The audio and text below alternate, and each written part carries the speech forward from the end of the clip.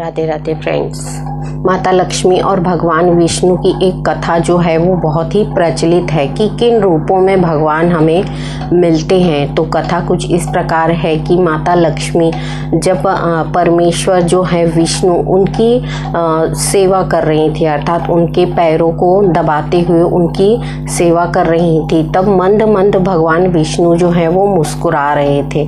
तब माता लक्ष्मी ने पूछा भगवान विष्णु से कि हे परमेश्वर, आप इस तरीके से मुस्कुरा क्यों रहे हैं? किस विषय में आप विचार कर रहे हैं? आपका कोई जो भक्त है उसकी प्रक्रिया आप देख रहे हैं, यानी उसके विषय में आप सोच रहे हैं क्या?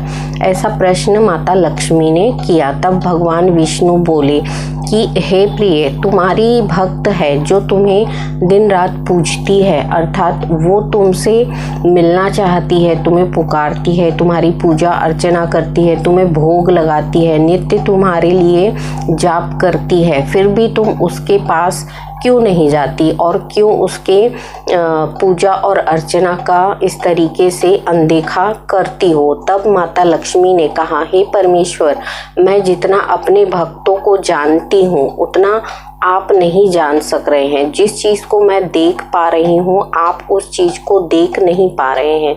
तब भगवान विष्णु ने कहा, ऐसा क्या है? मैंने उसके पूजा देखी है, उसकी आराधना देखी है, उसने उपवास किए हैं।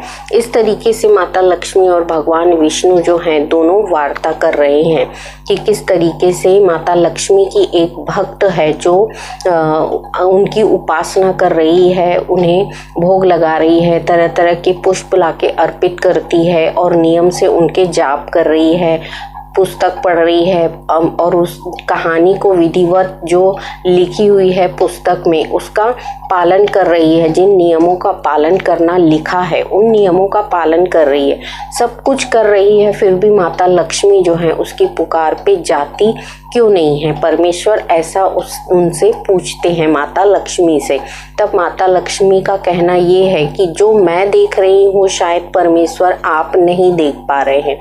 जितना मैं अपने भक्त को पहचानती हूँ शायद आपने उतना देखा नहीं है। तब भगवान विष्णु कहते हैं, ऐसा क्या है? मैंने जब अपने आँखों से उन्हें देखा है, तुम्हारे भक्त को, तो वो तो मुझे सब कुछ अच्छा ही करते हुए दिखाई दे रही है। फिर ऐसी क्या वजह है जो इतनी पूजा अर्चना करने पर तुम उनके घर में प्रवेश नहीं कर रही? तब भगवान विष्णु से माता लक्ष्मी कहती हैं कि हे परमेश्वर, यदि आप परीक्षा लेना चाहते हैं मेरे भक्त की तो अवश्य लीजिए। इसमें कोई दो मत नहीं है कि यदि मैं उनके घर नहीं जा रही हूँ या अपनी भक्त की पुकार पर नहीं जा रही हूँ तो इससे मेरा कुछ तात्पर्य होगा, इसीलिए मैं उनके घर तक या उसके पुकारने पर भी नहीं जा पा रही हूँ। तब भगवान विष्णु कहते हैं, ठीक है, मैं धरती लोक पे जाकर तुम्हारे भक्त की परीक्षा लेना चाहता हूँ। तो माता लक्ष्मी कहती हैं, अवश्य जाइए परमेश्वर, किंतु आपको खाली हाथ ही लौटना पड़ेगा। तब माता लक्ष्मी के इस तरीके से कहने पर भी भगवान विष्णु जो हैं वो पृथ्वी लोक पर आते हैं और एक फकीर यानी गरीब का रूप धारण कर लेते हैं, यानी गरीब भिखारी का रूप धारण करते हैं। उस दिन शुक्रवार रहता है और जो माता लक्ष्मी की भक्त है सुमेधा, उसका व्रत होता है। नियम के अनुसार उसने सुबह स्नान किया, साफ स्वच्छ वस्त्र पहने और उसके उपरांत जब माता लक्ष्मी की उपासना करने लगी, उनके लिए भोग बनाने लगी, घर की साफ सफाई स्वच्छता करने के उपरांत उसने पूजा अर्चना की तैयारी कर ली, सब कुछ कर लिया। अब शाम के समय में जब वो माता लक्ष्मी को भोग लगाने के लिए बैठी और अपनी पुस्तक पढ़ने बैठी, तभी भगवान विष्णु जो हैं एक भिक्षुक का रूप लेके उसके घर के सामने आ जाते हैं। तो भगवान भिक्षुक के रूप में आए हैं तो पहचानना बहुत ही मुश्किल है, किंतु हुआ क्या? तो भगवान विष्णु ने कुछ भिक्षाम देही करके आवाज दी। एक बार आवाज दी, दो बार आवाज दी, किंतु बाहर कोई निकल के नहीं आया। तब भगवान विष्णु ने एक बार और आवाज दी, भिक्षाम देही। तब भगवान विष्णु ने सोचा कि इतनी पुकार लगाने पर भी जो माता लक्ष्मी की भक्त है सुमेधा, वो आती क्यों नहीं है। तब भगवान विष्णु ने एक बार और तेज आवाज दी, भिक्षाम देहि। तब भी वो नहीं आई। वो क्या कर रही थी, अपनी पुस्तक पढ़ने में व्यस्त थी। यानी जो उसने पूजा उपवास किया था लक्ष्मी जी के लिए, लक्ष्मी जी को प्रसन्न करने के लिए, लक्ष्मी जी को उसने भोग लगाया, अलग अलग तरीके के पुष्प से माता लक्ष्मी को सुसज्जित किया और अपनी पुस्तक पढ़ने बैठ गई। पोथी पढ़ने जब वो बैठी तब भगवान विष्णु ने उसे आवाज़ दी, भिक्षाम देहि, माता मुझे भूख लगी है। तब उन्होंने आवाज़ जो है सुनाई नहीं दी, उसके कानों तक, सुमेधा के कानों तक ये आवाज़ ही नहीं गई होगी। ऐसा सोच के भगवान ने और एक बार आवाज़ दी, भिक्षाम देहि, माता मुझे भूख लगी है। तब भगवान विष्णु ने सोचा कि इतनी आवाज़ देने पर भी जो स्त्री निकल के किसी की सेवा नहीं कर सकती, उसके लिए माता लक्ष्मी इतनी दूर से कैसे आ सकती हैं। तब माता लक्ष्मी से भगवान विष्णु ने पुकार की कि हे माता, आप स्वयं आए अपने भक्त के घर। तब माता लक्ष्मी जो हैं सुमेधा के घर के दरवाजे पे खड़ी हो गई। तब उन्होंने भी आवाज़ दी, माता भिक्षाम देहि, हमें भूख लगी है। तब भी सुमेधा जो थी वो अपनी पुस्तक पढ़ने में व्यस्त थी।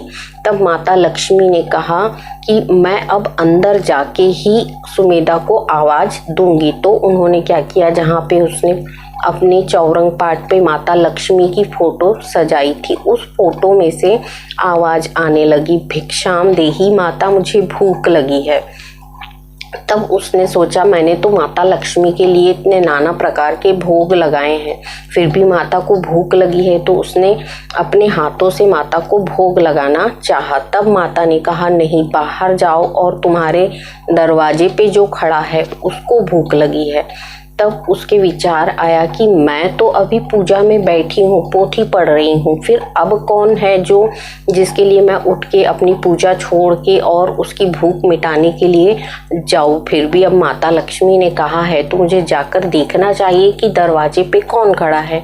ऐसा सोचकर सुमेधा जो है वो बाहर निकल जाती है। जब बाहर निकलती है तो देखती है कि एक बूढ़ा भिक्षुक जो है, जो आवाज़ दे रहा है, माता मुझे भूख लगी है। तब जो सुमेधा है उसने कहा कि हे बूढ़े बाबा, तुम थोड़े देर से आना, मेरी अभी पूजा चल रही है, माता को भोग लगा दूं, उसके उपरांत ही तुम्हें भोग दूंगी। उसके अलावा मैं पहले तुम्हें भोग नहीं दे सकती, क्योंकि मेरी जो माता लक्ष्मी है उन्होंने अभी भोग नहीं लगाया है। इस तरीके से कह के वो क्या करती है, चली जाती है। फिर से बूढ़ा जो भिक्षुक है वो आवाज़ देता है, माता भूख लगी है, भिक्षाम देहि।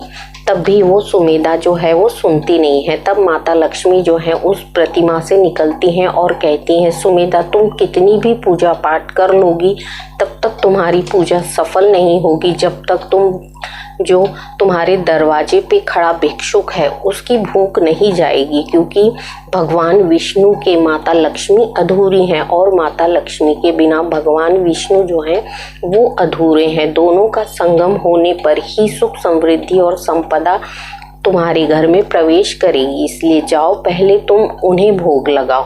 तब वो जाती है और उस पूजे के जो सामान है उनको भिक्षुक को देती है और उनको प्रेम से भोग लगाती है। तब भगवान विष्णु और माता लक्ष्मी जो है वो दोनों अपने स्वरूप में आते हैं और सुमेधा को समझाते हैं कि जिस तरीके से तुमने उपवास किया, मुझे प्रसन्न करने की चेष्टा की, पर इससे हुआ क्या, इससे तुम्हारे घर पे जो भिक्षुक आया जिसे भूख लगी थी उसको तुमने प्रसाद नहीं दिया। हो सकता है कि वो भगवान विष्णु हो, ऐसा विचार किया होता तुमने तो शायद आज तुम्हारी पूजा जो है वो सफल भी हो गई रहती। यदि भगवान विष्णु को तुमने पहचान लिया होता। तो भगवान विष्णु और माता लक्ष्मी ने दर्शन दिए और ये समझाया अपने भक्त को कि हमेशा भगवान तुम्हें भगवान के रूप में ही दिखाई नहीं देंगे।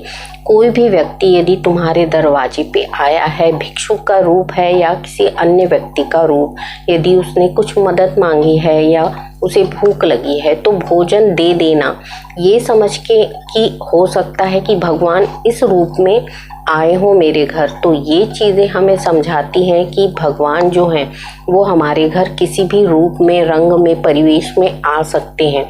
हमेशा हमें भगवान की पूजा पाठ के अलावा अपने घर के सामने जो भी आते हैं, मदद मांगने वाले भिक्षुक लोग जो आते हैं या फिर जो भी भूखे व्यक्ति आते हैं, कहते हैं ना कि अतिथि देवो भव, चाहे वो किसी भी रूप में आए हो तो उनकी सेवा भाव से हमें पूजा अर्चना करनी चाहिए। तो माता लक्ष्मी और भगवान विष्णु प्रसन्न होते हैं कि सुमेधा ने आज कुछ सीखा है जिसे वो आज से लेके अब जीवन भर याद रखेगी, और जो भी उसके द्वार पर आएंगे, चाहे वो भिक्षुक के रूप में आए चाहे अतिथि के रूप में आए, उनका आदर सम्मान करना वो सीख गई है। तो ये चीज़ होती है जो हम परमेश्वर के लिए अपनी भावनाओं को व्यक्त करते हैं। परमेश्वर किसी भी रूप में, किसी भी रंग में हमारे घर आ सकते हैं। इन चीज़ों से हमें ये सीख मिलती है कि हर आने वाले अतिथि का मान सम्मान और आदर सत्कार करना हमारे लिए आवश्यक है, क्योंकि भगवान जो हैं, परमेश्वर जो है, वो किसी भी रूप में दर्शन देते हैं। तो आज के लिए इतना ही। अगले स्पीच में मैं फिर मिलूंगी कुछ नई कहानियों के साथ। तब तक के लिए राधे राधे।